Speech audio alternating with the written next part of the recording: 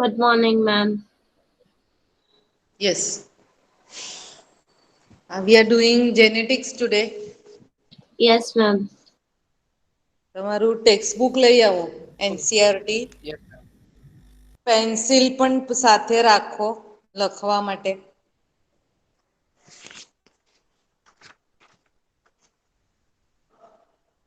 Page number 80.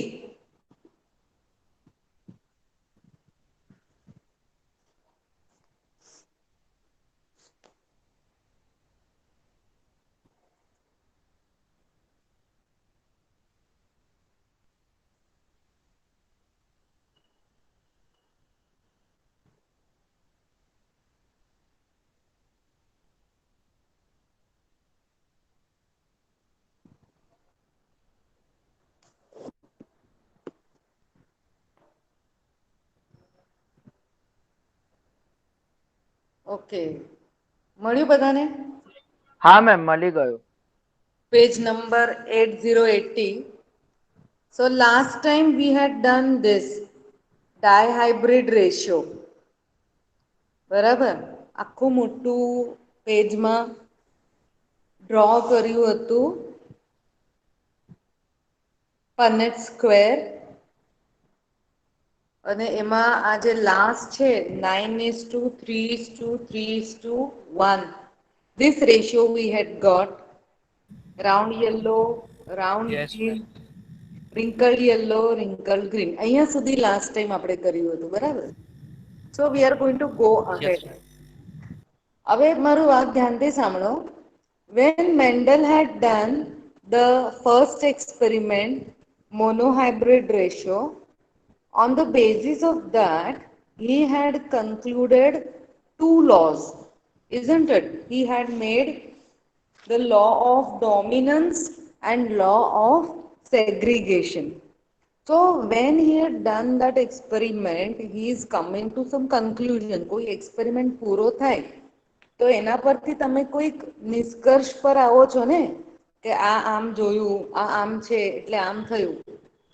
તો first experiment પરથી બન્યા બે લો, કરેક્ટ? અને આ જે હતું ને ડાયહાઇબ્રિડ રેશિયો, આ આપણે જે ગયા વખત સમજ્યા એના પરથી મેન્ડલે થર્ડ લો આપ્યું છે. He has given the third law of this Mendel's law. ત્રણ લોસ છે મેન્ડલના. તેનો third law, it is based on the dihybrid ratio experiment. What is the name of the law? Law of independent assortment. હવે as usual, like હું તમને છે ને title સમજાવું છું, બરાબર? હંમેશા કે આ ટાઇટલ શું છે. ઇન્ડિપેન્ડન્ટ નો મતલબ શું થાય? ઇરિસ્પેક્ટિવ ઓફ એની અધર, જાતે જાતે, ઓન ઇટ્સ ઓન, કોઈના ઇફેક્ટના વગર, it is going to happen on its own. એ થયું ઇન્ડિપેન્ડન્ટ. અને અસોર્ટમેન્ટ, અસોર્ટમેન્ટ એટલે મિક્સિંગ. જો કેવી રીતે પણ એ જશે, લાઈક એકદમ યસ મેમ. હું તમને બહુ ક્રૂડ એક્ઝામ્પલ આપું કે તમે મીઠાઈના શોપમાં જાઓ છો, બરાબર? તો ત્યાં તમે જોયું કે અલગ અલગ બરફી છે, આ ચીકુનો હલવો દેખાય છે, આ દૂધીનો દેખાય છે, પછી આ તો કલાકંદ છે, એટલે એટલું ચાર પાંચ દેખાયા. પછી તમને થયું કે આમાં મારે એવું કરવું છે કે બધાનું મિક્સ લેવું છે, એક એક એક એક કરીને. તમે એને કહેશો, એ કહેશે ચીકુ નો આપું હલવો આનો, કે ડ્રાયફ્રૂટ નો કરી દઉં, કે દૂધી નો? તો ના ના ના, તમે કહેશો કે એ બોક્સમાં 500, જો આ બધાનો ભાવ એક જ છે. કયા કયાનો ભાવ એક છે? આનો આનો. ઓકે, તો બધાને એસોર્ટ કરી દો ને, આમ મિક્સ કરી દો ને. એટલે શું કરશે? એક પીસ દૂધીનો, એક ચીકુનો, એક ડ્રાયફ્રૂટનો, એક માવાનો, ને એમ કરીને બધાનું મિક્સ કરીને હાફ કેજી બનાવી દેશે. એટલે એ ઇન્ડિપેન્ડન્ટલી આવી આવીને બોક્સની અંદર ગોઠવાઈ ગયા, એસોર્ટ થઈ ગયા. બધાને ટાઇટલ સમજાય છે? Law of independent assortment. હવે મીઠાઈને ભૂલી જાઓ. અહીંયા આપણે શું સમજવાનું છે કે ક્રોમોઝોમ્સ ગેમેટની અંદર કેવી રીતે ચાલીને જવાના છે, મેયોસિસ થશે. ડ્યુરિંગ સેલ ડિવિઝન મિયોસિસ ક્યારે થશે? ગેમેટ ફોર્મેશન છે, સેક્સ સેલ જ્યારે ડિવાઈડ થશે ને in the ovary or the testis અથવા પોલન અને ovule in the case of the plants, તો ત્યારે આ ક્રોમોઝોમ સેપરેટ આઉટ થઈને એ મિક્સ થશે. તો કેવી રીતે પણ મિક્સ થશે? જો પેલી મીઠાઈની વાત કરીને એને જુઓ, જો રાઉન્ડ ના જોડે યલો, રાઉન્ડ ના જોડે ગ્રીન, રિંકલ ના જોડે યલો, રિંકલ ના જોડે ગ્રીન. એટલે હવે આમાં મીઠાઈ કેવી છે કે ચીકુનો અને દૂધીનો, ચીકુનો અને ડ્રાયફ્રૂટનો, ડ્રાયફ્રૂટનો અને દૂધીનો, અને દૂધીનો અને કલાકંદનો. એટલે આ ચાર છે તો બધા અલ્ટી પલ્ટી કરીને બે બે બે બે કરીને મિક્સ થાય છે. કઈક ખ્યાલ આવ્યો? તો here in the dihybrid cross the phenotypes કયા કયા છે? Round yellow, wrinkle yellow green, wrinkle green appeared in the ratio 9:3:3:1. And you know, not only the seed cover and the seed color, એને પેલા બીજા 7 કેરેક્ટર્સ હતા ને કે colour of the flower and position of the flower, એનું combination પણ કરીને જોયું. અને આવી રીતે પનેટ સ્ક્વેર કરીને એને ઉગાડીને જોયા ને પછી આ જોયું. He got the same result 9:3:3:1. So કેવી રીતે નીચે રખવાનું કીધું છે જુઓ. The ratio 9:3:3:1 can be derived as a combination of 3 yellow, 1 green, 3 round, 1 wrinkle, and possibly like this. આખું એક્સપ્રેસ કરીને લખેલું છે. Based upon such observations in different traits એટલે પેલા 7 હા, કે આનું કલર આવું દેખાય છે. પોડ શેપ યાદ છે? મેં એકવાર તમને ઘરેથી પેલો ફણસીનો પોડનો ફોટો મોકલેલો. ફણસી અરે વાલોડ હતી, તો વાલોડ ચપટી પણ આવે અને વાલોડનું જે સિંગ હતી તે ગોલ ગોલ પણ હતી. હવે ગોલવાળી આપણા એરિયામાં બહુ મળતી નથી વાલોડ, ચપટી વાળી વાલોડ પાપડી જે હોય ને તેવી મળે. તો દાંટ હવે સીઝન આવશે. શેનું? હવે સીઝન, હા. વાલોડ તો જો કે મળવા માંડી, પણ એનું તમે આનું પણ ઉબાડિયું જેવો મસાલો કરો ને કે ઓનલી ગ્રીન ચીલીઝ ને બહુ એ મજા બધું, આવે. તો સેમ પેલું પાપડી જેવું આમાં પણ બને. isn't it? But wait for November to come. પછી જ આ ખાવાનું, કારણ એ સિઝનમાં જ એ પચે, અધરવાઇઝ પેટમાં બહુ દુખે. ને લાઈક ઇટ્સ બહુ ડિફિકલ્ટ ટેસ્ટી ટુ લાગે. ડાયજેસ્ટ. હમણાં ટેસ્ટી તો લાગે પણ સિઝન પ્રમાણે જ ખાવાનું. હમણાં ખાશે તો પેટમાં બહુ દુખશે. નાવ ધ પનેટ સ્ક્વેર, જે આપણે પણ પનેટ સ્ક્વેર બનાવેલા, આઈ હેડ મેડ અ વેરી બિગ. તો તમને મેં કીધેલું કે નોટબુકનું પેજમાં આડું કરી દેવાનું so that you can right very clearly. હા, એક વસ્તુ પૂછી લઉં બધાને, મારો અવાજ ક્લિયર આવે છે? હા મેમ. હા, પિનાક, યસ મેમ. આવે છે અબ્દુલ, હવે. હા. અબ્દુલ ને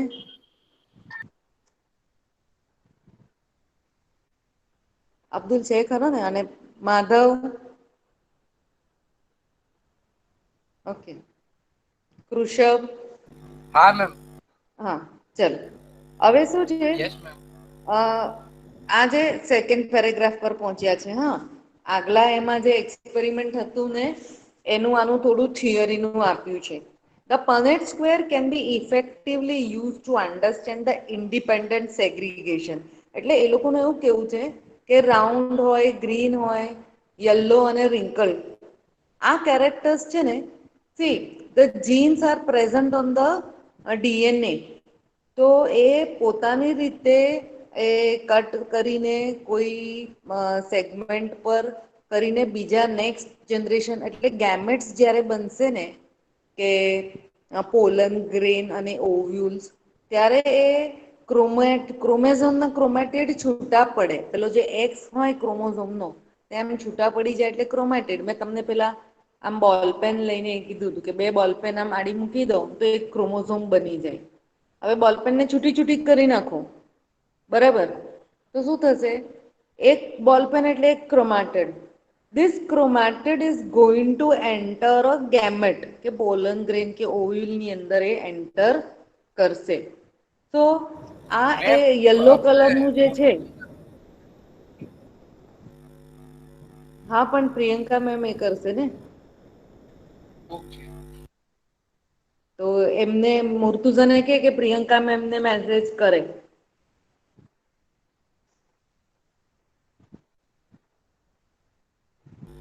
હા મેમ કહી ઓકે દો. ઓકે નાવ જો આ કેપિટલ આર સ્મોલ આર એટલે રાઉન્ડ છે, યલો, ગ્રીન, રિંકલ, આ બધું જ ચારે ચાર છે ને પોતપોતાની રીતે અલગ અલગ ગેમેટમાં આવી જશે. અને એ પોતાની રીતે આવી જશે તો કયું કોના જોડે કમ્બાઈન થશે ને, it is a matter of chance. હવે શું થશે? ચાન્સ તો બધાના સરખા સરખા છે. Capital R is also getting an equal chance 50%. Small R is also 50%. So here no one is like deprived કે એને ચાન્સ નથી મળતું એવું નથી. કેપિટલ વાય ને પણ 50%, small Y is also getting 50% chance. પણ બધા પોતપોતાની રીતે ગેમેટમાં એન્ટર થશે. પણ તમને ખબર છે કે આ ગેમેટમાં એકવાર એન્ટર કરી જાય ને પછી જો કોમ્બિનેશન તો બધા જ પોસિબલ છે. આ જે સ્ક્વેર આપણે ગયા વખતે બનાવેલા, તો સી ઇન that કે આ આવી રીતે કોમ્બિનેશન બન્યા પછી કોણ ડોમિનન્ટ છે ને કોણ રેસેસિવ છે એ પ્રમાણે પછી ફિનોટાઈપ એક્સપ્રેસ થશે. બરાબર, પણ they are having all the combination. જો બધા પોસિબલ કોમ્બિનેશન આવી ગયા છે આની અંદર, ઠીક છે, આ બની ગયા. દેન પણ એક્સપ્રેશન કોના પર ડિપેન્ડ કરશે કે કોઈ ડોમિનન્ટ છે કે રેસેસિવ છે એના પર. So there are 4 types of genotypes of the gamete. કયા?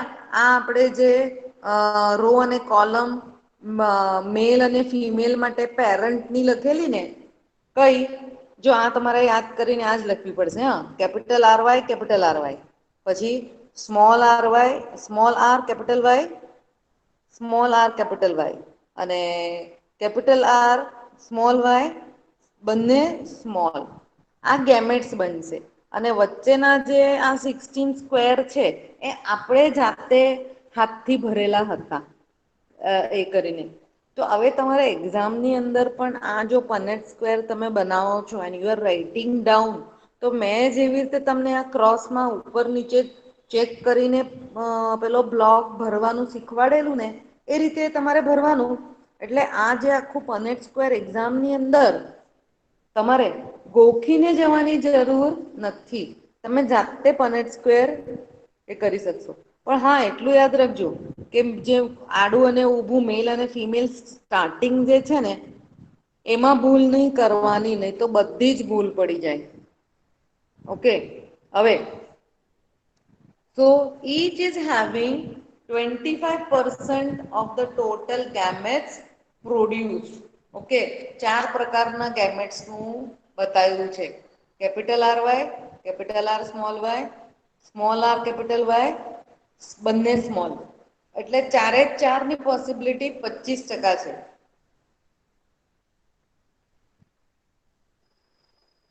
હવે એક કયું પોલન કયા ઓવ્યુલને ફર્ટિલાઈઝ કરે એ પોસિબિલિટી પેલા 16 સ્ક્વેરમાં આવી જાય છે.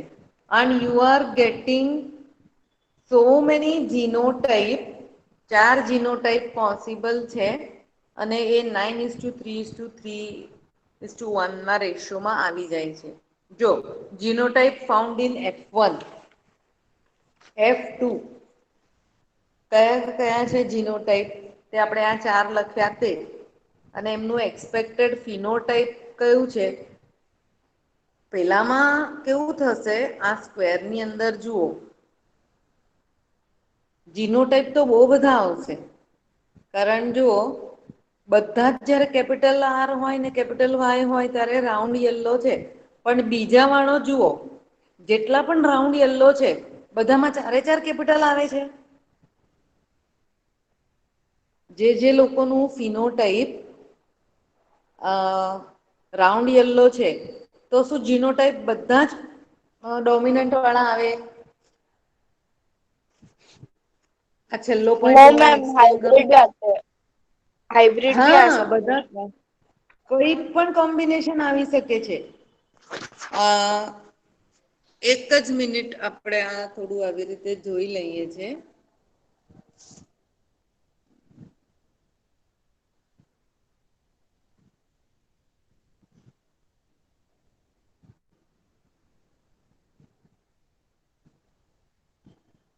Okay.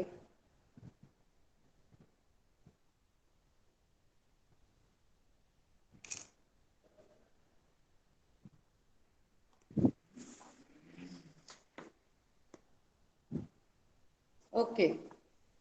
Now, can you see the page clearly? હવે જોજો હા, આ પોઈન્ટ એક્સપ્રેસ કરવા માટે હું એક કરું છું. This is a genotype and this is the phenotype. જો phenotype is the expression, એટલે રાઉન્ડ યલો, બરાબર. હવે એક જીનોટાઈપ એવું છે કે આ ધીસ ઇઝ રાઉન્ડ યલો, બરાબર. હવે હું તમને કહું, if it is like this, હા, બીજું જુઓ,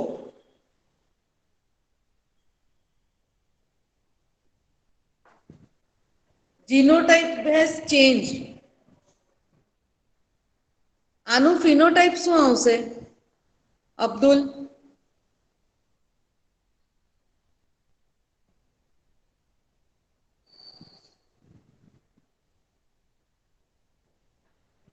માધવને સંભળાય છે મારો અવાજ? માધવ, તું બોલી શકતો હોય તો તું બોલ.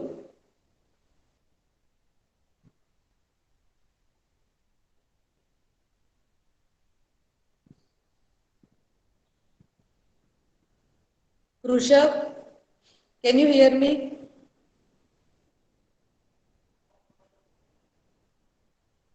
જા આ મેં લખ્યું છે ને, આ પેજ દેખાય છે તમને ક્લિયર અબ્દુલ? Yes, ma'am. તો જીનોટાઈપ, જો આ જીનોટાઈપ છે ને, કેપિટલ આર કેપિટલ વાય નું ફિનોટાઈપ રાઉન્ડ યલો આવ્યું. હવે અબ્દુલ, મેં જીનોટાઈપ બદલી કાઢ્યું છે, જો આ પેજ દેખાય છે અબ્દુલ ને? આ વાળું જીનોટાઈપ નું ફિનોટાઈપ શું આવશે?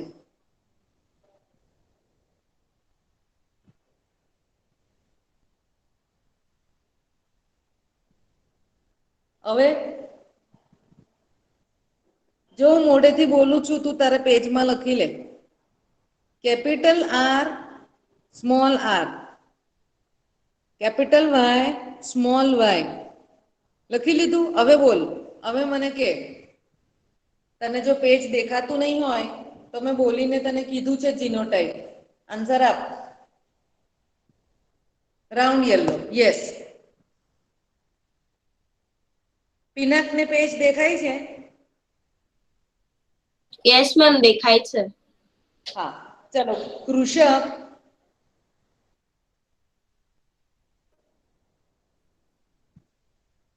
હવે આ ત્રીજા ટાઈપનું જીનોટાઈપનું શું આવશે ફિનોટાઈપ? કૃષકને પેજ દેખાય છે?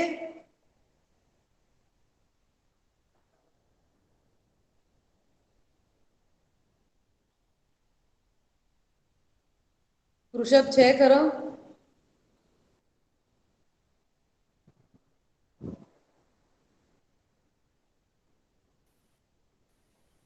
મેમ, હા. મેમ હું જરા એન્ડ થાઉં છું, પાવર ગયો છે ને, લેપટોપમાં બેટરી નથી. કૃષક જાય છે? હા લેપટોપમાં બેટરી નથી ને પાવર બી એટલે એકચ્યુઅલી વાઈફાઈ બંધ થઈ જાય એનાથી પછી. ઓકે ચલો પિનાક તું કે મને આનું ફિનોટાઈપ શું આવશે? શેનું મેમ? આ ત્રીજું લખ્યું છે ને મેં capital R capital Y small Y. Round અને ગ્રીન. કેવી રીતે ગ્રીન? સોરી યલો રાઉન્ડ અને યલો. ઓકે હવે હા મારો અવાજ સાંભળી શકે છે?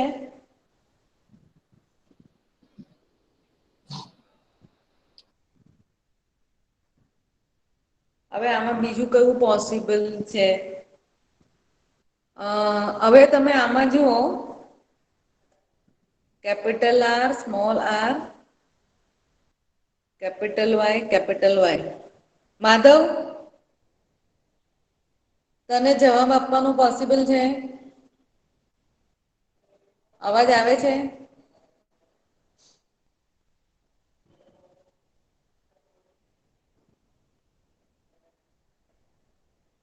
ઓકે અબ્દુલ તો તું જવાબ આપ. આ જે છે ને હું બોલું છું તું કાગળમાં લખીને કરજે Abdul. Capital R small R capital Y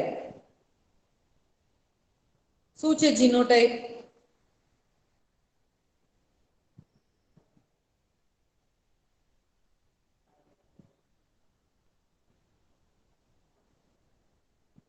round yellow. ચલો હવે જે હું કહેવા માંગતી હતી ને તે આ છે જો આટલા બધા જીનોટાઈપ છે પણ બધાનું એક્સપ્રેશન એક જ છે round yellow round yellow round yellow round yellow. ખ્યાલ આવે છે કારણ કે કોણ ડોમિનન્ટ છે ને કોણ રેસેસિવ છે એના ઇન્ડિપેન્ડન્ટ એસોર્ટમેન્ટ થઈ જાય. પછી ઇફેક્ટ તો પછી ડોમિનન્ટ આવશે એટલે ફિનોટાઈપ જો બધાની એક જ છે અને જીનોટાઈપ કેટલા બધા પોસિબલ છે.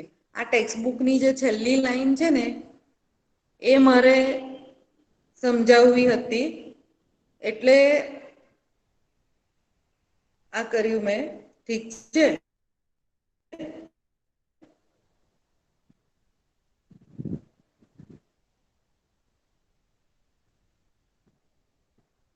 જો અહીંયા છે ને આ ટેક્સ્ટબુકમાં લાસ્ટ લાઈન જો તમારી genotypes found in R2 their expected phenotype તો કેટલા બધા પ્રકારના જીનોટાઈપ અને ફિનોટાઈપ તો એક જ થઈ જાય છે એટલે આ જે આ વાળો પેરેગ્રાફ છે ને લો ઓફ ઇન્ડિપેન્ડન્ટ અસોર્ટમેન્ટ એના પર એક નજર કરી લો ને કંઈક પૂછવું હોય તો પૂછી લો પછી હું આગળ જાઉં chromosomal theory of inheritance.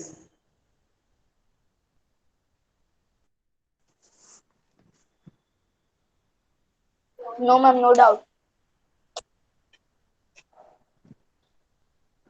Okay બહુ ઈઝી છે પેલાનું નો સમરી જેવું જ ડાઉટ હતું. મેમ.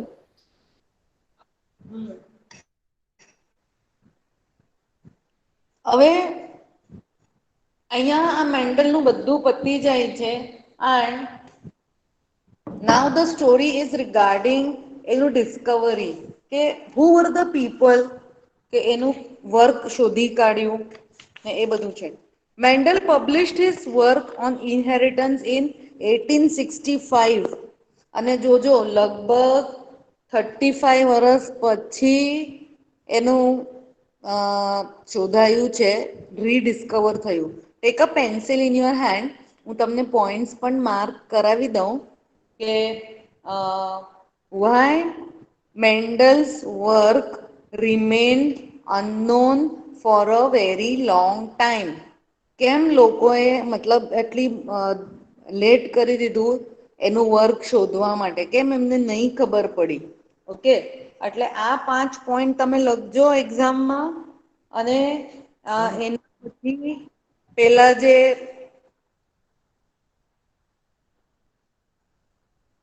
એ આવે ને શું કેવાય લાઈક 3 સાયન્ટિસ્ટ જેમને આ શોધી કાઢેલું એનું વર્ક લખવાનું એટલે આ આન્સર આવી રીતે લખાશે કે પહેલા આપણે 5 પોઈન્ટ લખવાના કે why Mendel's work was not discovered. Okay, એ પતે પછી પેલા સાયન્ટિસ્ટની વાત કરવાની, એટલે તમારો આખો આન્સર પતી જાય. અને આમાં તો મને લાગે 3 માર્ક વાળું જ છે હા આ ચેપ્ટરની અંદર. 2 માર્ક અને 3 માર્ક બધું જ છે. Okay, now but for several reasons it remained unrecognized till 1900. આ ફર્સ્ટલી એવું લખ્યું છે ને જ્યાં છેલ્લો વર્ડ ત્યાં નંબર 1 લખી દો ને, પોઈન્ટ નંબર 1. પછી હું પહેલા પોઈન્ટ્સ માર્ક કરાવી દઉં છું. સેકન્ડલી લખ્યું છે ને ત્યાં નંબર 2 લખી લો. સેકન્ડ લાઈનમાં સેકન્ડલી લખ્યું છે. અને પછી પહેલેથી ઉપરથી 1 2 3 4 5 6 સેવન્થ લાઈનમાં થર્ડલી એવું લખ્યું છે, ત્યાં 3 લખી દો. અને ત્રીજી લાઈનમાં ફાઈનલી એવું લખ્યું છે, ફાઈનલી ત્યાં નંબર 4 લખી દો. Okay, now ready everyone? We are going to study ma'am Y. હા મેમ જરા એકવાર હજી બોલો ને, કેમ કે મારું નેટવર્ક કનેક્શન ચાલુ ગયું હતું. હા, તું રેકોર્ડિંગમાં જોઈ લેજે. બહુ પાછળ જવું પડશે મારે? અરે મેમ ખાલી પછી માર્કિંગ. એ તો નંબર ત્યાં 1 2 3 4 છે જ લખેલા અંદર. Okay ma'am. આમાં હા, 1 ફર્સ્ટલી, સેકન્ડલી, થર્ડલી અને ફાઈનલી એવા વર્ડ લખેલા જ છે અંદર ટેક્સ્ટબુકની અંદર.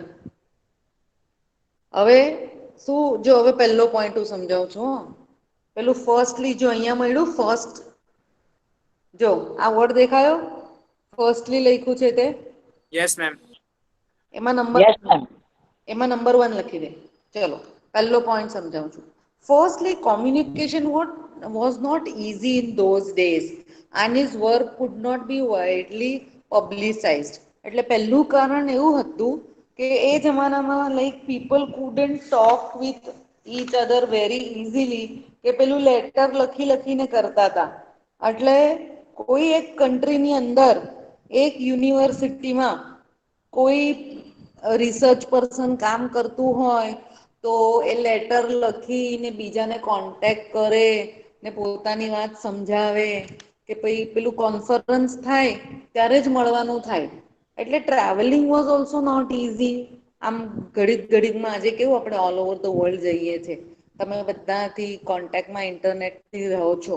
ફટાફટ રિસર્ચ પર્સન હોય તો આજે તમને ખબર પડે છે કે ઓલ ઓવર ધ વર્લ્ડ કોઈ 5 સાયન્ટિસ્ટ જો એક જ ક્વેશ્ચન પર વર્ક કરતા હોય તો એ લોકો તો રોજ જ વાત કરી શકે છે કે આઈ હેવ ડન ધીસ, હું અહીંયા સુધી પહોંચ્યો છું અને મને આવા વિચાર આવે છે, I have done this experiment. અને એ જમાનામાં તમે વિચાર કરો કે મેન્ડલનું બધું કામ પૂરું થઈ ગયું છે, બધું છે, પણ એને પબ્લિસિટી કેવી રીતે થાય?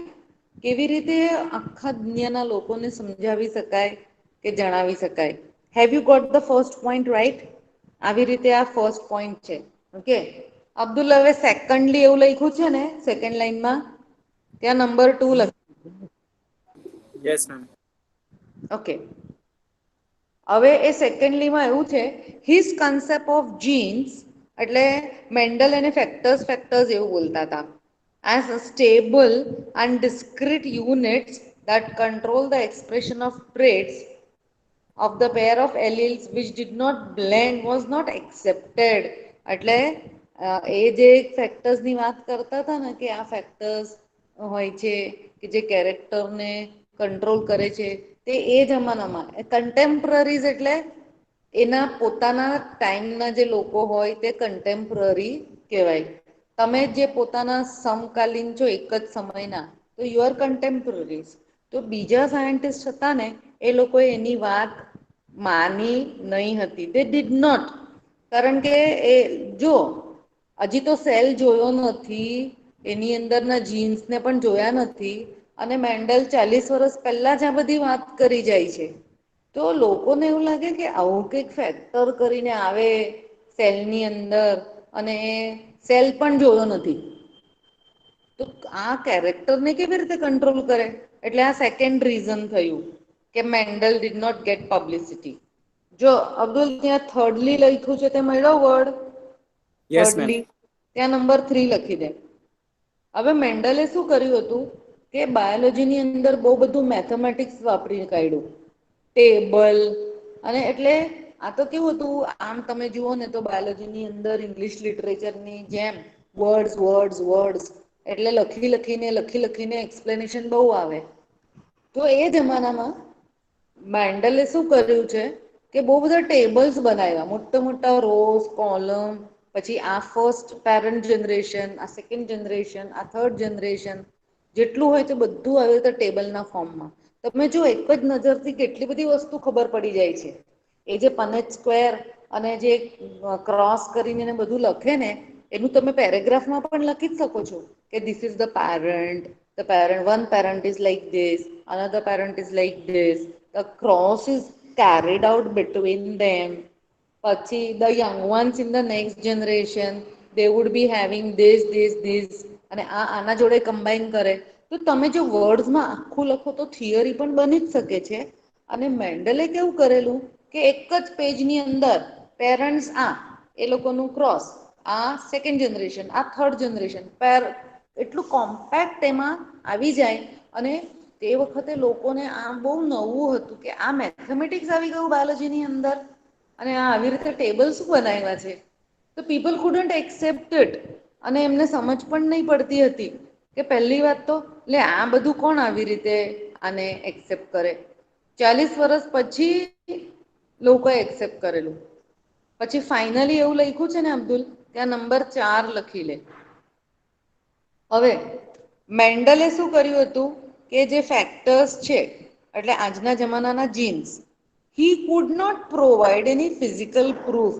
એટલે લોકો એમ પૂછે ને કે હા તમે આનું અમને પ્રૂફ બતાવો ને, ક્યાં છે ફેક્ટર્સ કે આ કંટ્રોલ કરે છે.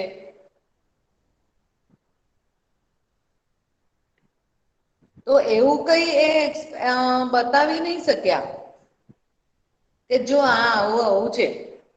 અહીંયા સુધી આ થઈ ગયા 4 પોઈન્ટ્સ. ઓકે, હવેનો પેરેગ્રાફ છે ને that is about the scientist who rediscovered Mendel's work. What is the time? 1900 AD. 3 scientists. શું નામ છે? ડી વેરિસ, યુગો ડી વેરિસની જ વાત કરે છે. હા, કોરેન્સ અને von શેમાર્ક independently rediscovered Mendel's results on the inheritance of characters. હવે બાય ધ ટાઈમ આ બધામાં શું થતું હતું, માઇક્રોસ્કોપનું આવી ગયું ગેજેટ, ખબર પડી. પછી સાયન્ટિસ્ટે છે ને એવું જોયું કે સેલ કરીને કઈ છે, સેલ ડિવાઈડ કરે છે, એ ડબલ થાય છે અને આની અંદર કંઈક મટીરિયલ છે, એ જેનેટિક મટીરિયલ છે, chromosome. So that was also done. એટલે આ બધું પણ લિંક લાગી ગયું કે આ જે ફેક્ટરની વાત કરે છે ને મેન્ડલ, તે હા આ તો સહીમાં છે જ. Look at the genes. Correct. So that is been done. Walter અને બીજા 2 સાયન્ટિસ્ટ, એટલે પેલા 3ની વાત કરીને પછી આ બીજા 2નું પણ નામ યાદ રાખવાનું. Walter Sutton and Theodor Boveri noted that the behavior of chromosome was like that of genes and used in the chromosome movement. એટલે જે મેન્ડલના લોસ છે એ બેઠા એને મેચ થતા હતા to the genes. Recall that you have studied the behavior of chromosome during mitosis. Mitosis last year આપણે કર્યું, that is equational division. જેવું છે તેવું જ આખું બેઠું ને બેઠું બને કે આના પાસે 46 ક્રોમોઝોમ છે તો નેક્સ્ટ ના 2 ડોટર સેલ્સ બનશે તો they will have 46 chromosome. But during meiosis reduction થઈ જશે કે એકવાર 46 છે, પછી 46, અને નેક્સ્ટ એમાં 23, 23, 23, 23 ચાર વાર એવી રીતે થઈ જશે. The important thing to remember are that chromosomes as well as genes occurs in pair. એક ક્રોમોઝોમને છે ને તમે બે બોલપેન આમ ઓવરલેપ હું કરીને મૂકી દઉં ને, એક રેડ બોલપેન એક ગ્રીન બોલપેન, એ એક જોડી બનાવી લીધી એટલે એક ક્રોમોઝોમ થઈ ગયો. બીજું બોલપેન છે એક યલો અને બ્લેક બોલપેન, તો એને આમ ક્રોસ કરીને મૂકી દઉં ને એટલે એ બીજો ક્રોમોઝોમ થઈ ગયો. એટલે ધીઝ આર અકરિંગ ઇન પેર્સ. હવે એ બોલપેનને હું છૂટી પાડી દઉં ને તો શું બની જશે? ક્રોમાટિડ. ઓકે, જો અહીંયા કલરફુલ ડાયાગ્રામ્સ એટલા માટે જ આપ્યા છે. લુક ઓવર હિયર, છે ને meiosis and germ cell formation in a cell with 4 chromosomes. પહેલું આપણે જોઈ લો. જો નાવ મિયોસિસ છે, હા, એટલે ડોટર સેલ્સ જો રાઈટ હેન્ડ સાઈડ પર કેવા બતાવ્યા છે? 4 બતાવ્યા છે. Let us begin. We are understanding the diagram. Everyone is listening carefully. બધાને અવાજ આવે છે? ક્લિયર? કોઈ પ્રોબ્લેમ નથી ને આલિયા? नो मैम, आवाज आ रही है आपकी. હા, ચલો આપણે હવે ડાયાગ્રામને સમજી લઈએ છીએ. તમારે પણ આ ડ્રો જ કરવાના છે, પણ સમજી લીધા હશે તો ખબર પડશે. તમારે સપ્લિમેન્ટમાં કલર્સ વાપરવાના નથી. ઓકે, જો પહેલું આપણે G1 યલો રેડ અને ઓરેન્જ ગ્રીન આ ક્રોમોઝોમ બતાવ્યું છે, બરાબર. હવે G2 ની અંદર છે ને આખું ડબલ થઈ ગયું એવું બતાવ્યું છે, બરાબર છે. G2 ની અંદર હવે મિયોસિસ 1 ની અંદર એ ચારે ચાર ખેંચાઈને સેપરેટ આઉટ થઈ ગયા, કારણ કે પેલા પોલ પાસે જવાના છે સેલ્સ. થઈ ગયું. તો મિયોસિસ 2 ની અંદર જુઓ યલો રેડ અને આ બાજુ ઓરેન્જ ગ્રીન ખેંચાઈને પેલા સ્પિન્ડલ ફાઈબરથી ખેંચાઈ ગયા. અને જર્મ સેલ એટલે પોલન ગ્રેન ઓવ્યુલ અથવા સ્પોમ અને એગ તમે ગણો તો જો યલો રેડ ઓરેન્જ ગ્રીન ચાર બની ગયા.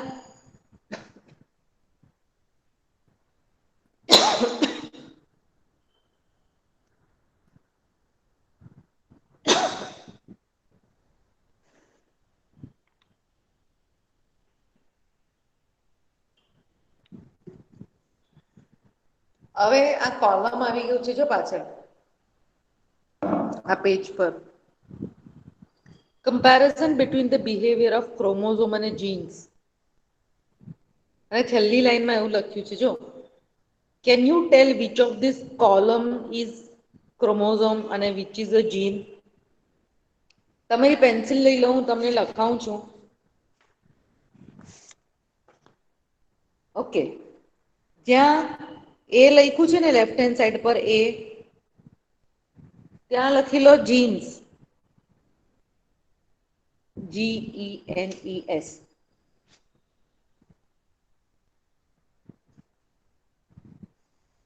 અને જ્યાં બી લખ્યું છે ને કેપિટલ બી, ત્યાં લખો ક્રોમોઝોમ્સ. જીન્સ અને ક્રોમોઝોમનું કમ્પેરિઝન છે કે how they are similar like. હવે એમાં કેવું છે, જીન્સ તો ક્રોમોઝોમની ઉપર જ છે ને, તો જેવું ક્રોમોઝોમ કરશે એવું જ જીન્સ કરશે ને, જેવું જીન્સ કરશે તેવું જ તો ક્રોમોઝોમ કરશે. બંને કઈ છૂટા થોડી છે. સમજી લો, આપણે લાસ્ટ યર જે સેલ સ્ટ્રક્ચર સમજી ગયા એમાં કેવું હતું કે there is a big cell. સેલની અંદર શું છે? ન્યુક્લિયસ. ન્યુક્લિયસની અંદર ક્રોમોઝોમ. ક્રોમોઝોમની ઉપર જે ટુકડા ટુકડા એટલે જે લાઈન લાઈન જે હશે બધા એ જીન્સ ને. એટલે it's a part of it. Genes is a part of the chromosome. એ મળી જીન્સ મળીને જ તો ક્રોમોઝોમ બનાવે છે. હવે જે કેપિટલ એ લખ્યું છે ને ત્યાં તમે લખો મેન્ડલ. MENDEL Mendel. અને જ્યાં કેપિટલ બી વાળું કોલમ છે રાઈટ હેન્ડ સાઈડ નું, ત્યાં લખો સટન એન્ડ બોવરી. પેલા બે સાયન્ટિસ્ટ જે છે ને કે જેને સેલ ડિવિઝન ને બધું જોયું અને જીન્સનું ક્રોમોઝોમનું મૂવમેન્ટ જોયું કે આ તો મેન્ડલના ફેક્ટર્સ જેવું જ કામ કરે છે. સો ત્યાં તમે લખો સટન એન્ડ બોવરી. કરેક્ટ? ઓકે. હવે પહેલો પોઈન્ટ છે ને, જો આ બધું હું તમને પેન્સિલમાં લખવાનું કહું છું ને એ તમારે સપ્લિમેન્ટમાં નથી લખવાનું. આ તમારા પોતાના અન્ડરસ્ટેન્ડિંગ માટે છે. અકર્સ ઇન પેર જેવું લખ્યું છે ને ત્યાં લખો ને એલિલ્સ, ALLELES, જેને આપણે એલિલ્સ કહેતા હતા ને, ટોલ અને શોર્ટ, એવું બધું. એટલે મેન્ડલના ભાષામાં ફેક્ટર એ એવું કહેતા હતા કે there is some factor which is responsible for shortness, there is some factor which is responsible for tallness, એવી રીતે. અને કોલમ બી ની અંદર એવું લખ્યું છે ને અકર ઇન પેર્સ, તો ત્યાં લખો હોમોલોગસ ક્રોમોઝોમ્સ. સટન અને બોવરીનું એક્સપ્લેનેશન છે આ. હવે ક્રોમોઝોમ જ્યારે પેરમાં હશે બાજુ બાજુમાં તો એના પર રહેલા જીન્સ પણ તો પેરમાં જ હશે. એટલે પહેલો પોઈન્ટ ક્લિયર થાય છે, અકરિંગ પેર અકરિંગ પેર તો પેરમાં જ તો હોવાનું. સિંગલ સિંગલ તો ક્રોમોઝોમ, મેં તમને એવું કીધેલું કે કોઈ ગેમેટની અંદર જો આ લાસ્ટ વાળું ગેમેટ જો yellow red, orange green, orange green, કોઈ એકાદ ગેમેટ જો ક્રોમોઝોમ વગરનું હોય તો શું થશે અબ્દુલ?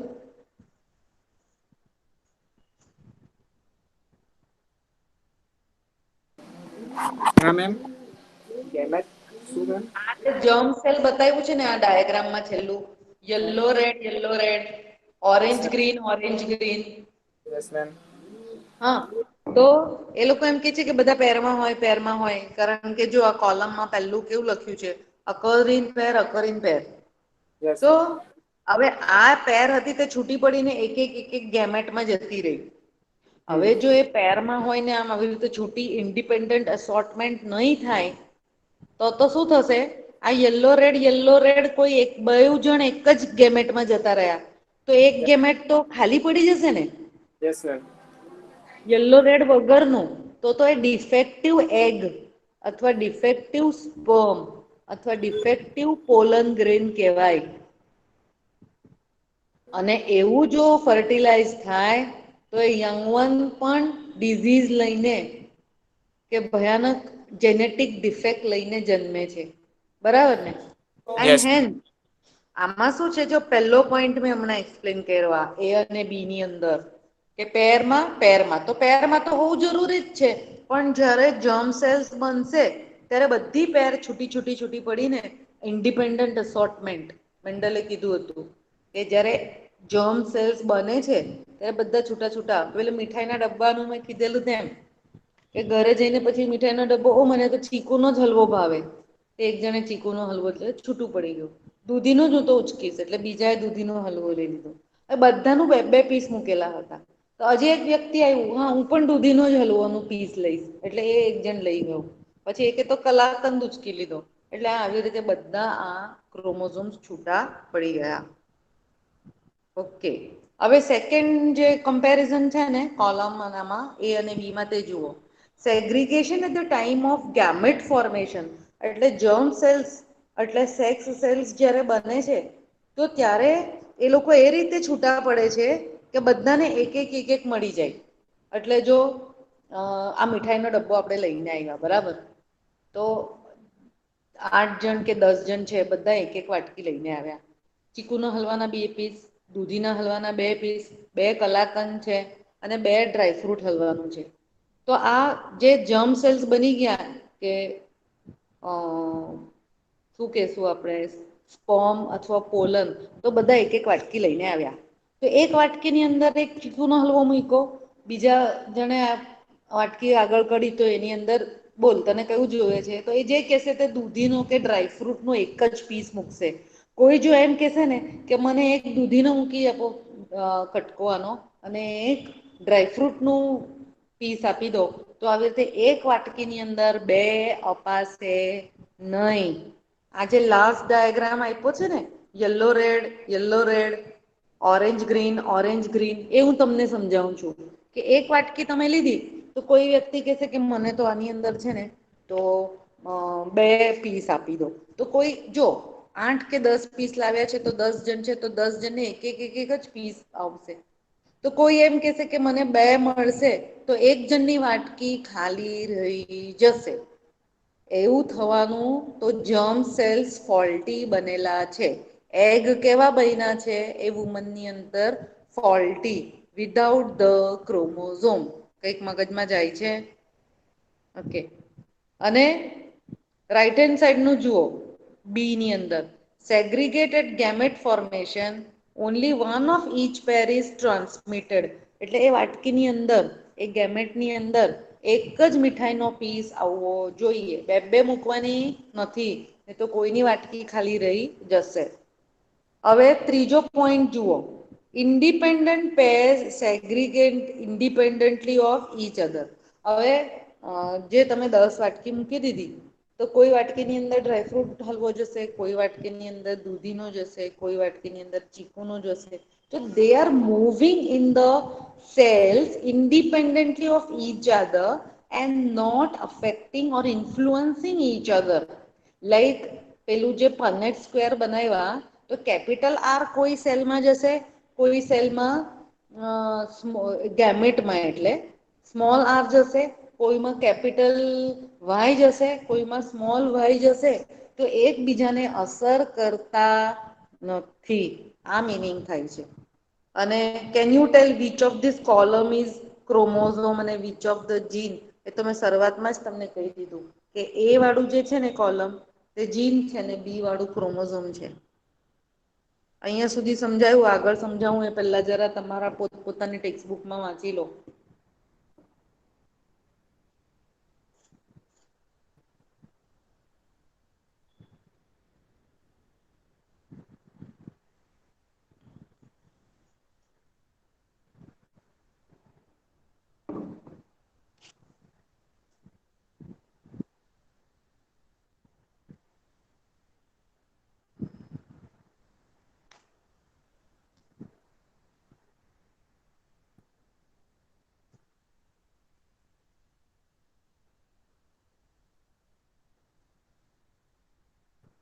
કંઈ પૂછવું હોય તો પૂછી લો. હા,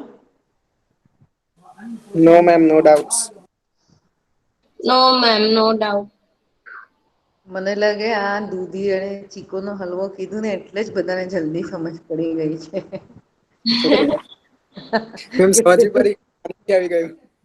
હે શું ગઈ? સમજ બી પડી ગઈ અને ચીકુનો હલવો સાંભળીને પાણી બી આવી ગયું. હવે આ લેક્ચર પતે એટલે ખાવા જજો, એટલે ઘરે બનાવજો, બીજું કઈ નહીં. Yes ma'am. whatever ingredients you have at home અને તમારી culinary expertise ટ્રાય કરજો કે બનાવવાનું ટ્રાય કરો. ચલો,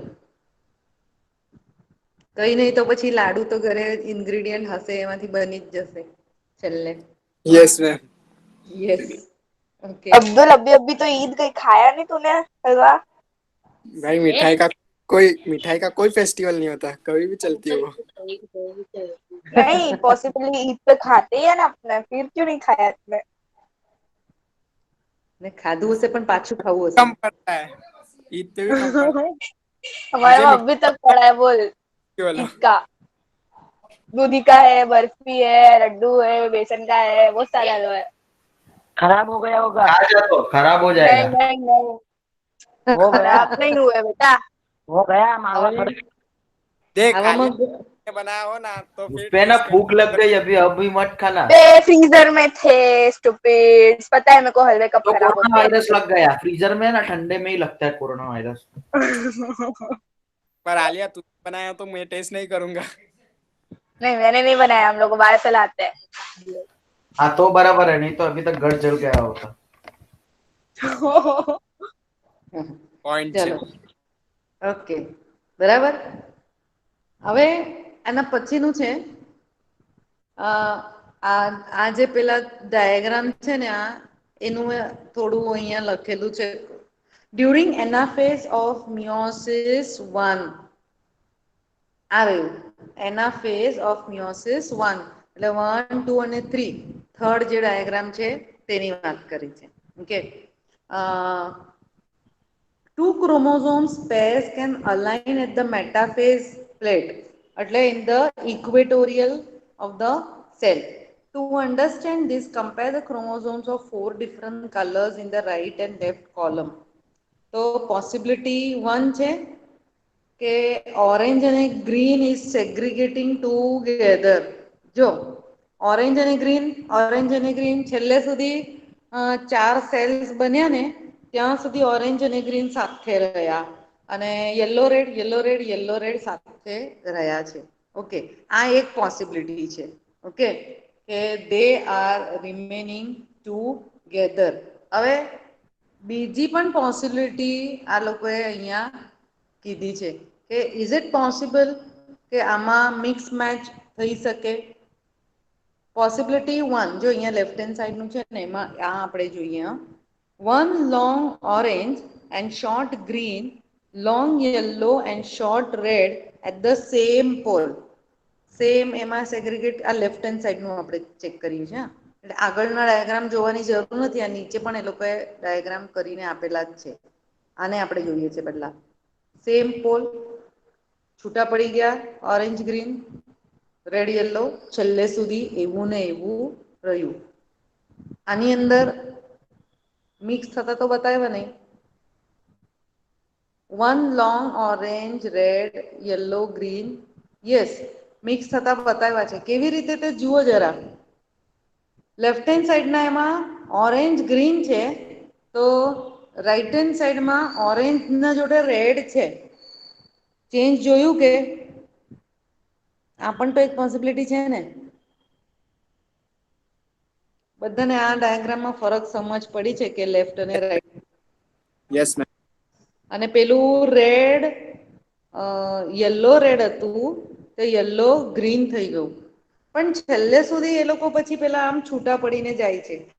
કોમ્બિનેશન કઈ પણ થાય પણ પછી એ ડિફરન્ટ જર્મ સેલ્સમાં પહોંચી જશે આવી રીતે. એટલે મેં તમને જે બોલપેનની વાત કરેલી હતી તો રેડ બોલપેનનું ઢાંકણું યલો બોલપેનના ઢાંકણાને લાગી ગયું. આમ એટલે મિક્સ મેચ થઈ ગયા ને આ એમ. હવે સટન અને બોવરી એ લોકોએ શું આર્ગ્યુમેન્ટ આપ્યું? that the pairing and segregation of a pair of chromosomes would lead to the segregation of a pair of factors they carried. હવે આમાં બરાબર સમજી લો. ઓકે, જો બધાનું ધ્યાન આ છેલ્લા 4 એના પર જર્મ સેલ્સ બન્યા છે.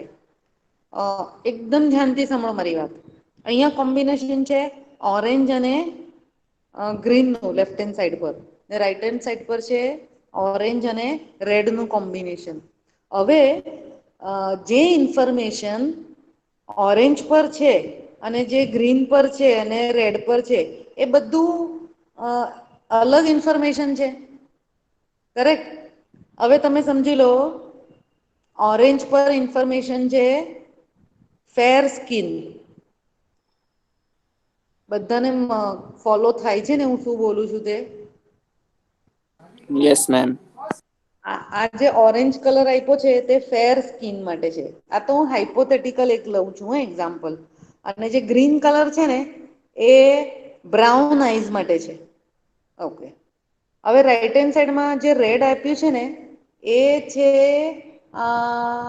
બ્લેક આઈઝ માટે. હવે શું થશે ગડબડ જો. જે લેફ્ટ હેન્ડ સાઈડના જર્મ સેલ્સ છે ને જેમાં ઓરેન્જ ગ્રીન છે એમાં ફેર સ્કિનની જોડે બ્રાઉન આઈઝ આવી જશે અને રાઈટ હેન્ડ સાઈડનામાં એવું આવશે કે ઓરેન્જ અને રેડ ના જોડે ફેર સ્કિન ના જોડે બ્લેક આઈઝ આવશે. છે કે નહીં? કોમ્બિનેશન બદલાઈ ગયું ને. કારણ કે પેલા ક્રોમોઝોમ્સ મિયોસિસમાં પેલું કાયસ માટે થઈને તૂટીને અલગ થઈ જાય. આ કોઈને નથી સમજ પડી આ પોઈન્ટ એવું છે કે કોઈ તમારામાંથી? હું શું પેલું આઈઝ અને સ્કિનનું કહું છું તે.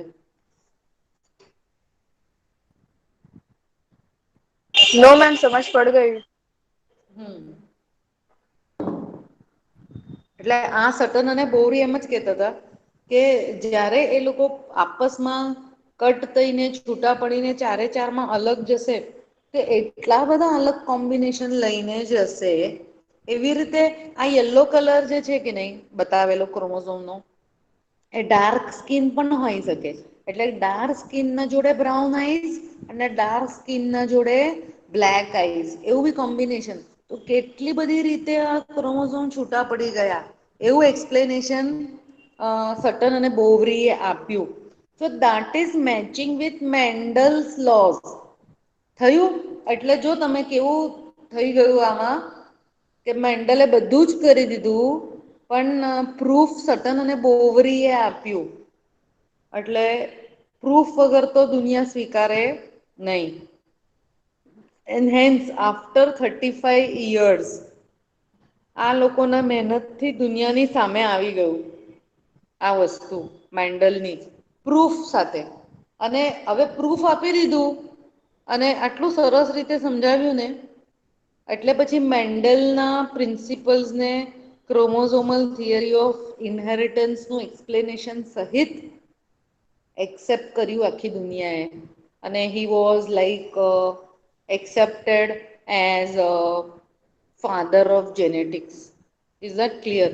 એટલે આખું એક્સપેરિમેન્ટ કરવા વાળું એક માણસ છે અને 30-40 વર્ષ પછી પ્રૂફ આપવા વાળા લોકો અલગ છે. સી આમાં પણ કેવું છે you know all over the world many people were reading the research work of their ancestors એટલે એમના આગળના રિસર્ચ વાળા હોય ને એમનું બધા વાંચતા જ હતા.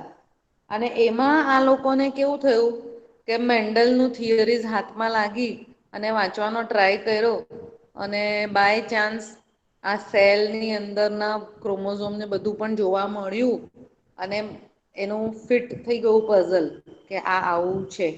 ખ્યાલ આવે છે? હવે એકદમ ટીપસી ટોપસી આખું ઊંધું ચત્તું થઈ જવાનું છે. આપણે જેટલું પણ હમણાં ભણ્યા ને પ્લાન્ટનું ભણ્યા બરાબર. મેન્ડલે જેટલા રૂલ આપ્યા તે. હવે આપણે શું કરવાના છે પ્લાન્ટનું કરીને હવે એનિમલ્સ પર આવીએ છીએ. તો in plants pea plants were favorite in the among the scientists અને એ કેમ ફેવરેટ છે તે આપણે મેન્ડલના શરૂઆતમાં જ જોયું હતું કે flowers are having male female તો પણ એ લોકો સેલ્ફ ફર્ટિલાઈઝ નથી કરતા. It's a controlled experiment. Male અને ફિમેલ તમે સિલેક્ટ કરી શકો છો. એ જાતે જાતે ક્રોસ પોલિનેશન નથી કરતા પી પ્લાન્ટ. તમારે કરવું હોય તો જ તમે કરી શકો છો. So the experiment is under the control of the research person. આ જે બધા ફેવરેટ પોઈન્ટ્સ હતા and hence the pea plant is a good experimental material. એવી રીતે વ્યક્તિ બદલાઈ જાય છે, એક્સપેરિમેન્ટલ મટીરિયલ બદલાઈ જાય છે અને એને જે થોડી થિયરીઝ આપી ને એ આપણે સમજવાના છે. So I would like here I would give you 2 minutes કે હમણાં આગળનું જે કંઈ હોય તે થોડું બ્રશઅપ કરી લો પછી હું 1 મિનિટ પછી આગળ આ સમજાવું અને આખું નવો જ ટોપિક ચાલુ થાય છે. તમે આમ માની લો ને જાણે આખું એજ એક ચેપ્ટરની અંદર આ બીજો ચેપ્ટર સ્ટાર્ટ થાય છે ને એવું છે. ને છેલ્લે ડિઝીઝ આવી જશે. એટલે ત્રણેક ચેપ્ટર જેવું કરીને એક ચેપ્ટર કંઈક અલગ અલગ અંદર આવે છે. મેન્ડલનું થિયરીઝ તમે એવું નહીં કહી શકો કે શેટરિંગ થઈ જાય એવું નહીં. અલગ સાયન્ટિસ્ટ છે તો એની અલગ વાત પણ રહેશે ને. મેં તમને શરૂઆતમાં 11th શું કીધેલું કે સાયન્સ ઇઝ ચેન્જ. તમારે એક્સેપ્ટ કરવું જ પડશે કે જેમ દિવસો જાય એવા નવા સાયન્ટિસ્ટ આવીને નવી વાત કહેશે તો તમારે સ્વીકારવું પડે. આ કઈ ધર્મ નથી કે ધર્મગુરુ કે એટલે તમારે માનવું જ પડે. This is science. જેમ નવી નવી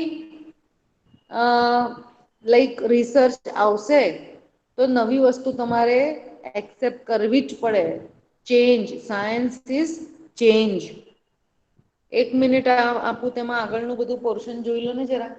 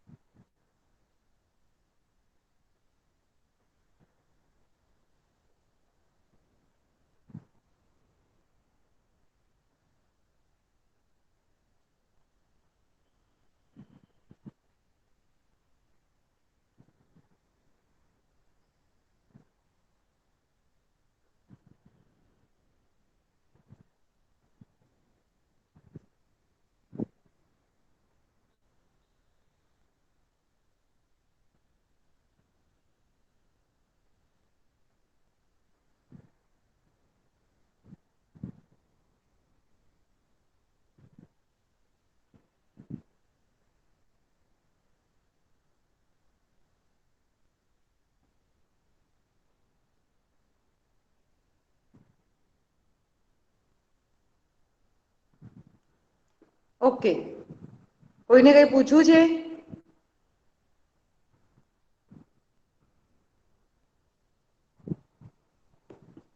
તમારી પેન્સિલ લઈ લો આમાં હાથમાં. અહીંયા છે ને બાજુ પર ફોટોગ્રાફ છે.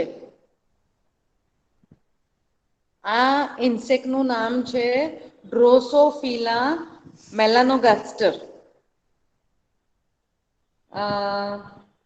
મેલ જે છે ને તેનું છે બ્રાઉન બોડી, રેડ આઈઝ, અને ફિમેલ છે ને મોટું બતાવેલું છે તે યલો બોડી અને વ્હાઈટ આઈસ છે. હવે આમાં આપણે કરવાનું, એટલે તમને પી પ્લાન્ટ પરથી એક તો યાદ આવી જશે કે what is the advantage of using this insect. આના કોઈ ફાયદા તો જોઈએ ને, કે આને કેમ એક્સપેરિમેન્ટલ મટીરિયલ તરીકે વાપરેલું છે. પિના, તને કઈ આઈડિયા આવે છે કે શું શેના માટે આને યુઝ કર્યું હશે ઇન્સેક્ટને? પેલું પી પ્લાન્ટ નું કેવું આપણે ખાસિયત જોયેલી. Yes ma'am. આમાં આની ફ્રૂટ ફ્લાયની શું ખાસિયત હશે? કોઈ મોટું એનિમલ લઈ શકાય? નો મેમ. એ ડેન્જરસ થઈ જાય એનિમલ. યસ. અને એ એટેક કરે તો રિસર્ચ પર્સન ને? એ તો મતલબ હવે મતલબ એને હવે જો એ મતલબ થોડું સ્ટિંગ મતલબ એ કઈડી પણ જાય એને તો પછી એનું હા આખું મે બી ઝેર વાળું હોય તો આખું હા, એ થઈ એટલે જાય. આ કેવું છે કે થોડું સેફ હોય ઇન્સેક્ટ એવું સિલેક્ટ કરેલું છે. Yes ma'am. માખી છે, એક પ્રકારની માખી છે. It is small in size. એટલે લેબની અંદર પેલા નાના નાના ડબ્બા કે કેક જેવા બનાવી દઈ ને એમાં આને મૂકી શકે છે. આપણે પણ થોડું વિચાર કરી શકીએ ને કે રિસર્ચ મટીરિયલ એવું જ માણસ વાપરે કે it is easy to handle અને નાનું હોય, લેબમાં મૂકી શકાય અને એને બ્રીડિંગ કરી શકાય. અને મેલ અને ફિમેલમાં છે ને બહુ પ્રોબ્લેમ નથી. જો બહારથી જોઈને તમે ક્લિયરલી કહી શકો કે આ મેલ છે ને ફિમેલ છે. કોઈ કન્ફ્યુઝન બી નથી. Yes ma'am. તો પેલું જે સાયન્ટિસ્ટ છે ને એ માણસ પોતે બી બહુ કન્ફ્યુઝ નથી થતો. It is safe, matting is easy, અને બીજું શું હશે એનું લાઈફ સ્પેન નાનું. જો આ ઇન્સેક્ટ છે એટલે પેલો થોડા દિવસ માટે જ જીવે ને, બહુ તો મહિનો જીવે. એ લોકોનું કંઈક બહુ મોટું લાઈફ નહીં હોય. તો આનો શું ફાયદો થશે કે સાયન્ટિસ્ટ પોતાના જીવનમાં એના બહુ બધા જનરેશનને સ્ટડી કરશે. સી આમાં તો ફ્યુ મંથ શું એકાદ મહિના જેવુંનું જ એનું લાઈફ હોય. તો લાઈક પેલું પી પ્લાન્ટમાં તો કેવું હતું કે આટલીસ્ટ પી પ્લાન્ટનું 6 મહિનાનું લાઈફ હતું. પણ આમાં તો બહુ નાનું છે લાઈફ. એટલે શું થશે, રિસર્ચ પર્સન એટલા બધા જનરેશન્સને જોશે ને, બહુ બધા. પછી માઈક્રો ઓર્ગેનિઝમનું પણ કરેલું હ અમુક સાયન્ટિસ્ટે. ઓકે, આપણે જોઈએ કે આ માણસનું નામ શું છે. Following this synthesis of ideas તો હવે કેવું છે કે પ્લાન્ટ મટીરિયલ તો વાપરી લીધું. Scientists now want to use animals also. તો માણસનું નામ છે Thomas hunt Morgan. TH Morgan એવું કહે છે એને. તો એના છે ને, જો આ સાયન્ટિસ્ટ હોય ને તો એના જોડે એના સ્ટુડન્ટ્સ પણ હોય, જે લોકો રિસર્ચમાં હેલ્પ કરે અને એને આપેલું કામ એ લોકો કરતા જાય. Is that clear? He is going to study કે સેક્સ્યુઅલ રિપ્રોડક્શનમાં વેરિએશન કેમ આવે છે, એવું એ જુએ છે. અને ડ્રોસોફિલા મેલાનોગેસ્ટર એનું સાયન્ટિફિક નામ છે. અને આમ સાદું નામ છે એનું ફ્રૂટ ફ્લાય. FRUIT ફ્રૂટ એટલે ફ્રૂટ્સની અંદર પેલા સડતા હોય ને ફ્રૂટ્સ, તો આ શું કરે ફ્લાય એની અંદર આવીને ઈંડા મૂકી દે. આલિયા, કેન યુ ટેલ મી કે આ સડતા ફ્રૂટ્સની અંદર કેમ ઈંડા મૂકીને જાય છે? मैम डीके फ्रूट्स में ना फिनॉल गैस मतलब रिलीज होती है, तो वो एग को हैच करने के लिए काफी काम आती है. जैसे कि हैन મેમ એ अपने एग्स લોકોને पे बैठ के जाके ખાવાનું उसको. પણ મળી જાય. હા, બીજું કારણ શું થશે કે જેવા હેચ થઈને લારવી બહાર આવશે ને, તો પેલું ફ્રૂટ જે સડી રહ્યું છે ને એનો માવો પોચો પોચો એ લોકો ખાવા માંડી જાય, તરત જેવા બહાર આવે એટલે ખાવાનું રેડી. સમજ પડી? એટલે આ ફ્રૂટ ફ્લાય આવી રીતે ત્યાં આમાં ઈંડા મૂકે છે અને એ ખાવા માટે ચાલુ કરી નાખે. અને થોડા દિવસ પછી એ મેટામોર્ફોસિસ થઈને ફ્લાય બની જાય. તો એમાં મેટામોર્ફોસિસ છે ને ડાયરેક્ટ ડેવલપમેન્ટ નથી. એ લારવી છે પોતે અને પછી ફ્લાય બની જાય છે. નાઉ હવે which were found to be very suitable. સાયન્ટિસ્ટને આ બહુ ગમ્યું હતું material, because they could be grown on simple synthetic medium in the lab. હવે આ લોકો લેબમાં લઈ ગયા સાયન્ટિસ્ટ, તો કઈ ફ્રૂટને સડાવવાની જરૂર નથી. જે કાર્બોહાઈડ્રેટ અને આ સ્ટાર્ચ ને બધું જે મળી જાય છે ને પ્રોટીન વાળું, એ જે સિન્થેટિક પાવડર હોય ને એને પાથરીને એના પર મૂકી દે ખાવા માટે, તો એ ખાઈ લેતું હતું. Is that clear? તો આ ફર્સ્ટ પોઈન્ટ છે. બીજો પોઈન્ટ ટેક્સ્ટબુકમાં માર્ક કરો.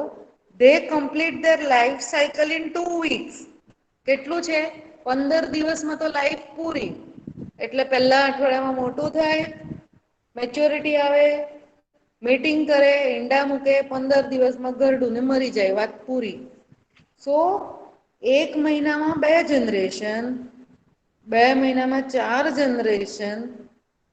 તો તમે જુઓ તો ખરા, 1 વર્ષની અંદર કેટલા બધા જનરેશન સાયન્ટિસ્ટને સ્ટડી કરવા માટે મળે. બરાબર? થર્ડ પોઈન્ટ માર્ક કરો. There was a clear differentiation of sex. કે સાયન્ટિસ્ટ પેલું માખીને હાથમાં લઈને, તો મેલ છે કે ફિમેલ છે એમાં બહુ ખટપટ નહીં કરવી પડે. હા, નાનું છે તો મેલ છે, મોટું છે તો ફિમેલ છે. નહીં તો શું થશે કે કન્ફ્યુઝન રહ્યા કરે. કે એ લોકોને શું કરવું પડતું હશે કે મેટિંગ કરતી વખતે આ મેલને લીધું, આ ફિમેલને લીધું અને નાનું કેજ જેવું બનાવીને અંદર મૂકી દઈ બેને, તો કે એ મેટિંગ કરી શકે. પણ પેલું મેલ કયું ને ફિમેલ કયું એનું કોઈ કન્ફ્યુઝન નથી. બહુ આરામથી જોઈ શકે છે. અને કેટલા પોઈન્ટ્સ થયા? 1 2, જો પેલું એક રહી ગયું. They produce large number of progeny. 3 4 5 points થયા. એટલે એક સાથે એટલા બધા યંગવન બનાવે છે ને, તો કેટલી બધું વેરિએશન આવી શકે. પહેલાનું છે ને આપણે ઈન્ડિયાની અંદર 70-80 વર્ષ પહેલા તમે જુઓ ને, તો બધા ફેમિલીમાં 8 છોકરાઓ 10 છોકરાઓ એવી રીતે હોય. તો તમે છે ને પેરેન્ટ્સના કેરેક્ટર બધામાં આવે ને તે બહુ ક્લિયરલી જોઈ શકો. કે આની અંદર આંખ તો પપ્પાની આવી છે, પેલાની અંદર સ્કીન તો મમ્મીની આવી છે, પેલાની અંદર વાળ તો પપ્પાના છે, આના અંદર આમ હાઈટ તો મમ્મીની છે. એટલે જેટલું પણ કોમ્બિનેશન પોસિબલ હોય ને તે 8-10 છોકરામાં તમને જોવા મળે. તો number of offspring are more in the Drosophila melanogaster. બરાબર. પછી છેલ્લો પોઈન્ટ છે, it has many type of hereditary variation. Pea પ્લાન્ટમાં ખબર 7-7 કેરેક્ટર હતા, જેનું વેરાયટી થઈ શકે. એવી રીતે આની અંદર આ જે છે ને ઇન્સેક્ટ, એમાં બોડીનો કલર પણ વેરાયટીમાં છે, આંખના કલરની વેરાયટી છે, અને જે વિંગ્સ છે ને પાછળ એના ઉડવા માટેના, એમાં પણ વેરાયટી છે. એટલે એમને જો પેરેન્ટ્સને નક્કી કરવા હોય ને કે this is the parent and this is the male, this is the female, હવે કેવી રીતે કમ્બાઈન થાય છે, એ બધું એ લોકો કરી શકે છે વેરાયટીમાં. આ વાળું જોઈ લો, લાસ્ટ પેરેગ્રાફ મોર્ગન વાળો. કઈ પૂછવું હોય તો પૂછી લો.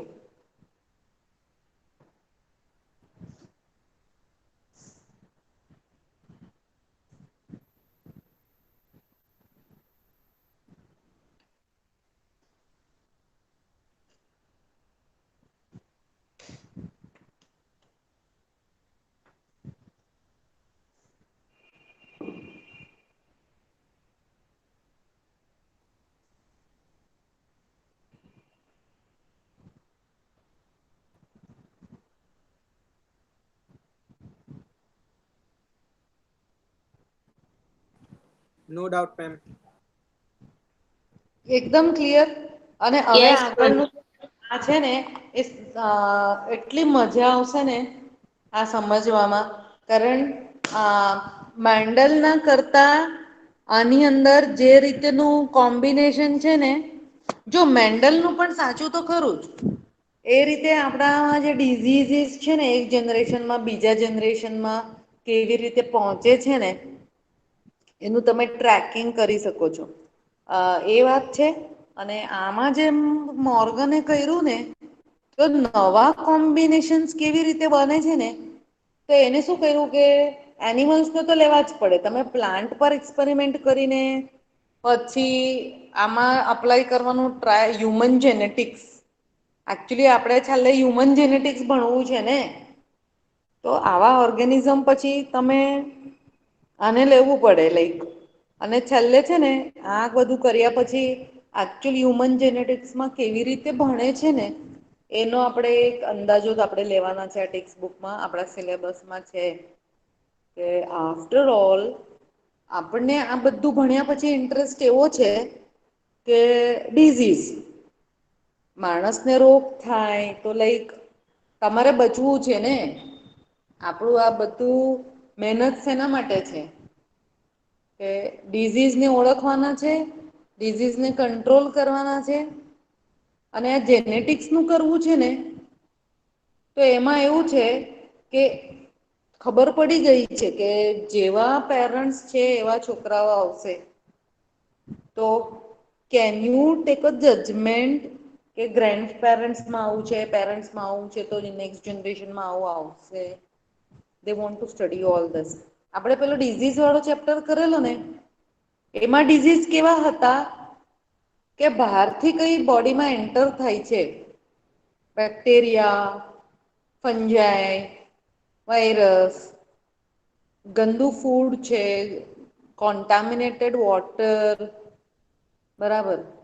અને આ બુક હમણાં જે ચેપ્ટરમાં આપણે કરવાના છે ને ડિઝીઝ, એમાં એવું છે કે like you are going to study about hereditary ડિઝીઝસ.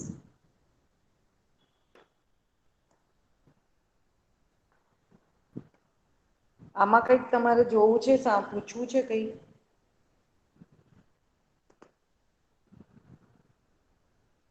No ma'am. No ma'am. હમણાં સુધી જે સમજાવ્યું તે ગયું ને મગજમાં? Yes ma'am. હા, ઓકે. હવે તો કાલે નીટ કે કઈ લઈ લઈશ આનું. હમણાં કંઈક તમારે લાગતું હોય તો પૂછો, અધરવાઈઝ આના આગળ બહુ ઇન્ટરેસ્ટિંગ રહેવાનું છે. હા, જેનેટિક્સનું આનું.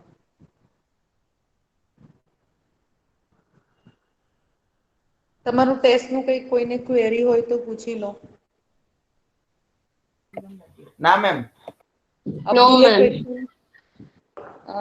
ક્વેશ્ચન્સ વાળું ને એ બધું એકલો અબ્દુલ જ કરતો હોય કે શું કે એ પૂછો એટલે બધાનું ક્લિયર થઈ જાય છે કેમ? હા મેમ. Yes, હા ma'am. મેમ. ક્વેશ્ચન કેવી રીતે બનાવવાના, કયો આન્સર કયામાં આવશે. આ એમસીક્યુ માટે ચેપ્ટરનું લાઈન વાંચજો હે. Okay ma'am. પરફેક્ટલી એટલે તો એમસીક્યુ આવડશે. હા મેમ. તમને એમ હા થશે મેમ. આ તો કેટલું ઈઝી છે, આમાં તો શું કરવાનું, આમાં તો આ એવું કઈ નહીં. એ ઈઝી વાળું જ તો એ થઈ જાય. કેમ કે બાયોલોજીમાં કેવું ફેક્ટ છે કે આ છે તો જ યસ આ મેમ. શું છે. આનું આમ છે તો ફૂલનું નામ ભૂલી ગયા કે ઇન્સેક્ટ નું નામ ભૂલી ગયા. ગયા વખતે તમે એમસીક્યુમાં જોયું ને કે ડિઝીઝ ના નામ ને બધું એમાં લોજિક નથી ને આ સબ્જેક્ટમાં. આ ડિઝીઝ નું નામ છે ને આ એનું ટેસ્ટ છે. તેમાં હું બી કઈ નહી કરી શકું ને તમે બી કઈ નહી કરી શકો એટલે નામ તમારે લર્ન કરવાનું એટલે યસ મેમ. કરવાનું. યસ આમાં મેમ. તો બહુ બધા ઇન્ડસ્ટ્રી ના પ્રોડક્ટ છે હે આ ચેપ્ટરમાં બી કેરફુલ. ઇન્ડસ્ટ્રીમાં ને આમાં okay ma'am. Molecule antibiotic MCQs ને ટાર્ગેટ કરજો જરા આ વખતે. Okay, ma'am. I don't think so you okay ma'am. Bye ma'am. Thank you ma'am. 13 MCQ. Ma'am, 13 MCQ પૂછવાના છો ને? હા હા. 3 માર્ક વાળા 4 ક્વેશ્ચન પૂછીશ. Yes, ma'am. Okay. I am not going to teach further. અહીંયા આપણે એન્ડ કરીએ છીએ. Okay ma'am. Bye ma'am. Thank you ma'am. Bye. Okay ma'am. Bye ma'am. Bye thank you ma'am. Ma'am. Thank you ma'am. Bye ma'am. Bye. Bye ma'am. Thank you ma'am. Bye, ma'am. Yes.